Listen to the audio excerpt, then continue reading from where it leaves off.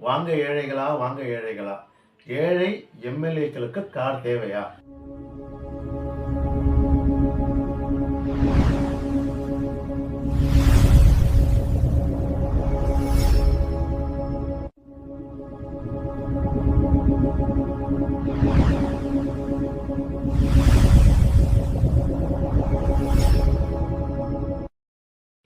எல்லாருக்கும் வணக்கங்க.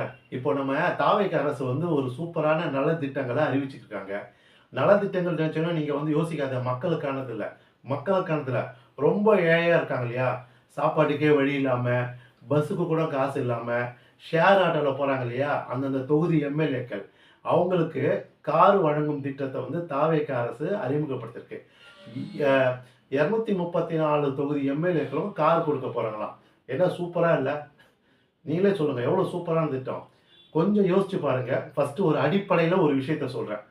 ஒரு எம்எல்ஏக்கு போட்டி போட விரும்புறவன், குறைந்தபட்சம் பொருளாதார வசதியோட தான் இருப்பான்.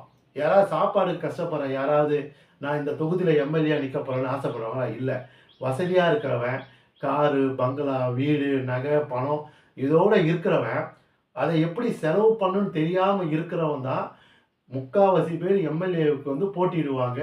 அந்த பதவிக்காக எவ்வளோ செலவு பண்ணாலும் நான் ரெடியா இருக்கேன். 2,00,00,000 செலவு பண்றேன், 5,00,00,000 செலவு பண்றேன்னு ரெடியா இருப்பான்.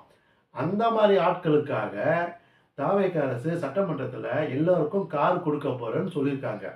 ஏற்கனவே ஒரு விஷயத்த அவங்க திருப்பி திருப்பி சொல்லிட்டே இருக்காங்க. என்னன்னா, முந்தைய திமுக ஆட்சி காலத்தில வந்து ஏறக்குறைய 10,00,000 கோடி கடன் இருக்கு.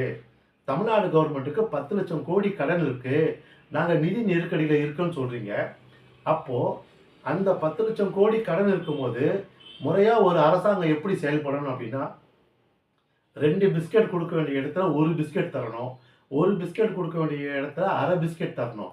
அத விட்டுட்டு நீங்க முழு ஹார்லிக்ஸ் பாட்டிலே தர்றீங்க. இது எந்த விதத்துல நியாயமா இருக்கும்? அப்ப இது மட்டும் வந்து நிதி நெருக்கடிய தாண்டி இப்ப மட்டும் தமிழ்நாடு கவர்மெண்ட் கிட்ட பணம் நெறைய இருக்கா?